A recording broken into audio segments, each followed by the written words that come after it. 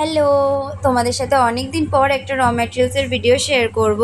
আর এই র ম্যাটেরিয়ালসের সাথে থাকা একটা স্টোরিও শেয়ার করব। আসলে এই অর্ডারটা ছিল একজন দিদিভাইয়ের। দিদিভাই আমাদের ফেসবুক থেকে ভিডিও দেখে অর্ডার করেছিলেন, এবং ওনার অর্ডারটা যখন আমি রেডি করা শুরু করি তখন আমি দেখি যে এই সেফটি পিন ইয়ারিং হুকটা আমাদের স্টকে নেই। তো দিদিভাইকে আমি সেটা জানাই যে দিদিভাই, আমাদের স্টকে তো এই সেফটি পিন ইয়ারিং হুকটা নেই, তো আমি কি করব।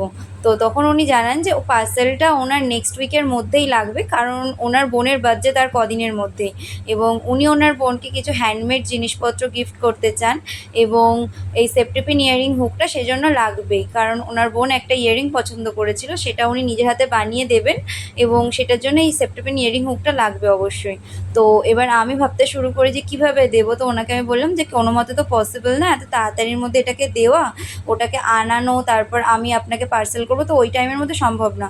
তো উনি আমাকে বারবার রিকোয়েস্ট করেন। তো আমারও মনে হয় যে আমাদের একটা জিনিসের জন্য একজন দিদি কি তার বোনকে একটা গিফট করতে পারবে না, এবং সেই জন্য আমরা খুব তাড়াতাড়ি সেফটিপিন হুকটাকে আনাই এবং টাইমের মধ্যে ওনার পার্সেলটা পাঠানোর ব্যবস্থা করি। আর খুব ভাগ্যবশত উনি সেই পার্সেলটা টাইমের মধ্যে পেয়েও যান, এবং ওনার বোনের বার্থডেতে উনি হ্যান্ডমেড জিনিস দিয়েওছেন, এবং যা যা বানিয়েছিলেন আমাদের সাথে সেই ফটোগুলোও শেয়ার করেছেন। আর এই ছিল আজকের স্টোরি। দেখা হবে পরের কোনো ভিডিওতে।